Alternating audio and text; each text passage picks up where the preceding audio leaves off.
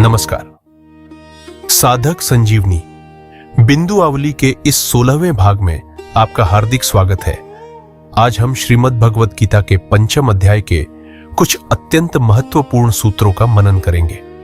परम श्रद्धेय स्वामी श्री राम सुखदास जी महाराज के इन दिव्य विचारों में कल्याण की प्राप्ति के लिए तीव्र अभिलाषा का महत्व, कर्मयोग और ज्ञान योग की एकता, राग द्वेष से मुक्ति, उदारता का वास्तविक स्वरूप तथा कर्तापन के अभाव द्वारा तत्व ज्ञान की प्राप्ति का अत्यंत गूढ़ रहस्य प्रकट होता है। हम जानेंगे कि साधना में विलंब क्यों होता है, संसार के साथ हमारा बंधन किन कारणों से बना रहता है और किस प्रकार कर्म करते हुए भी मनुष्य अपने स्वरूप में स्थित होकर परमात्मा तत्व का अनुभव कर सकता है। तो आइए श्रद्धा और एकाग्रता के साथ अध्याय 5 के बिंदुओं का चिंतन आरंभ करें। कल्याण की प्राप्ति में इच्छा की प्रधानता है।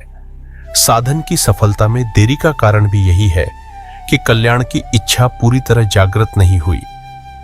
कर्मयोगी सेवा करने के लिए तो सबको अपना मानता है, पर अपने लिए किसी को भी अपना नहीं मानता। हमें सांसारिक भोग और संग्रह में लगना ही नहीं है, प्रत्युत एकमात्र परमात्मा तत्व को ही प्राप्त करना है। ऐसा दृढ़ निश्चय होने पर द्वंद्व नहीं रहता और अहंभाव परमात्मा तत्व में लीन हो जाता है। संसार में उलझने के दो ही कारण हैं, राग और द्वेष। जितने भी साधन हैं, सब राग द्वेष को मिटाने के लिए ही है। राग द्वेष के मिटने पर नित्य प्राप्त परमात्मा तत्व की अनुभूति स्वतः सिद्ध है। सांख्य योग में साधक चिन्मयता में स्थित होता है और चिन्मयता में स्थित होने पर जड़ता का त्याग हो जाता है।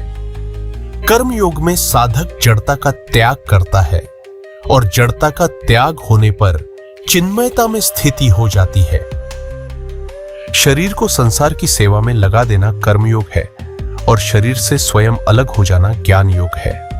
दोनों ही साधनों से संसार से संबंध विच्छेद होकर स्वरूप में स्थिति हो जाएगी। एक परमात्मा प्राप्ति का दृढ़ उद्देश्य होने से अंतःकरण की जितनी जल्दी और जैसी शुद्धि होती है, उतनी जल्दी और वैसी शुद्धि दूसरे किसी अनुष्ठान से नहीं होती। इसलिए कर्मयोग में एक उद्देश्य होने की जितनी महिमा है, उतनी किसी की नहीं। हमारे पास जो पदार्थ हैं, वे दूसरों की सेवा में लग जाए, इस भाव से उन्हें दूसरों की सेवा में लगाया जाए, यह उदारता गुण है। हमारे पास जो पदार्थ है, वे हमारे हैं ही नहीं, ऐसा समझकर उन्हें दूसरों की सेवा में लगाया जाए, यह उदारता हमारा स्वरूप है, क्योंकि इसमें पदार्थों से संबंध विच्छेद हो जाता है और स्वरूप ज्यों का त्यों रह जाता है। जो अपने में अर्थात स्वरूप में कभी किंचन मात्र भी किसी क्रिया के कर्तापन को नहीं देखता, वह तत्वविद है। उसमें नित्य निरंतर स्वाभाविक ही यह सावधानी रहती है कि स्वरूप में कर्तापन है ही नहीं।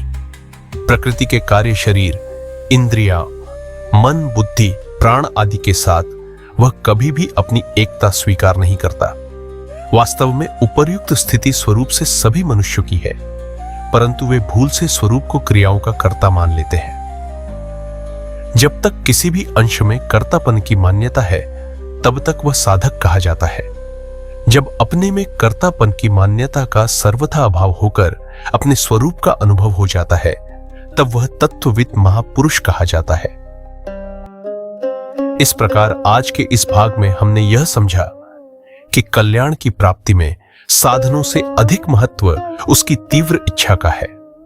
राग और द्वेष ही संसार में बंधन के मूल कारण है और इनके मिटते ही नित्य प्राप्त परमात्मा तत्व का अनुभव सहज हो जाता है।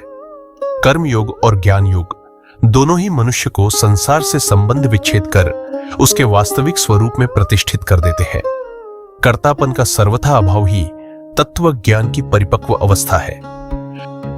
यदि आपको यह प्रस्तुति उपयोगी लगी हो, तो इसे अन्य साधकों तक अवश्य पहुंचाए, जिससे अधिकाधिक जिज्ञासु इन अमूल्य शिक्षाओं का लाभ प्राप्त कर सके।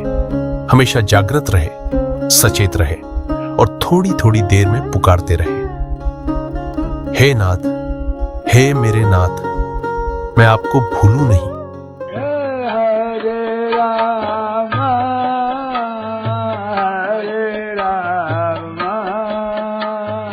राम राम